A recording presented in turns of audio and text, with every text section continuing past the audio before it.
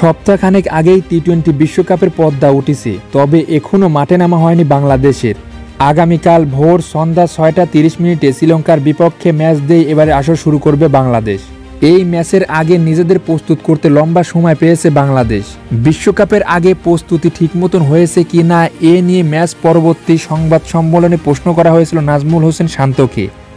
এই প্রশ্নের জবাবে বাংলাদেশের অধিনায়ক বলেন, সবাই ভালো মতন প্রস্তুত, ফ্যাসিলিটি যতই ছিল আমরা নেওয়ার চেষ্টা করেছি, ভালো খারাপ থাকবেই, এরপরও যতটা ভালো নেওয়া যায় প্র্যাকটিসে থেকে তা তো নেওয়ার চেষ্টা করেছি।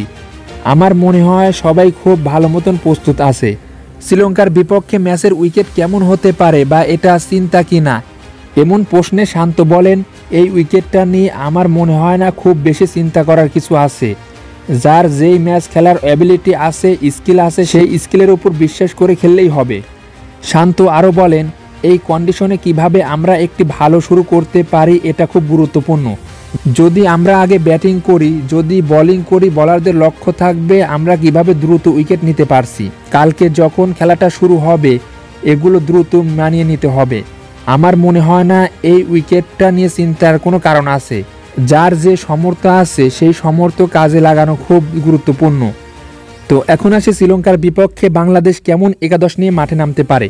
শ্রীলঙ্কার বিপক্ষে বাংলাদেশের হয়ে ওপেনিং করবে তানজিদ হাসান, তামিম এবং সৌম্য সরকার। আর 3 নম্বর পজিশনে এখানে থাকবে হচ্ছে লিটন কুমার দাস। তিনি যতই অফ ফর্মে থাকুক তিনি হচ্ছে উইকেট কিপার হিসেবে একাদশে থাকবেনই। আর 4 নম্বর পজিশনে থাকবে হচ্ছে নাজমুল হোসেন শান্ত।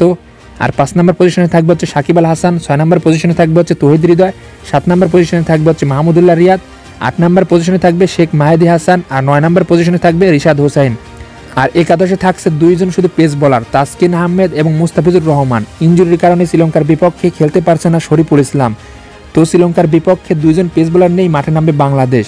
এই 2 জনের সাথে আরও একজন বল করতে পারে, সে হলো সৌম্য সরকার। তো এই 2 জনের সাথে তিনিও কয়েক ওভার হাত ঘুরিয়ে দিবেন।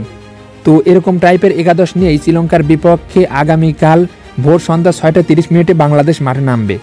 তো এবারকার টি-20 বিশ্বকাপে শ্রীলঙ্কার বিপক্ষে বাংলাদেশ কেমন করবে অবশ্যই আপনাদের মতামত এই ভিডিওর কমেন্টে জানাবেন। আর আপনি যদি সকল ধরনের খেলাধুলার আপডেট জানতে চান তাহলে অবশ্যই আমাদের এই কিক বিডি স্পোর্টস চ্যানেলটি সাবস্ক্রাইব করে পাশে থাকবেন। ধন্যবাদ সবাইকে।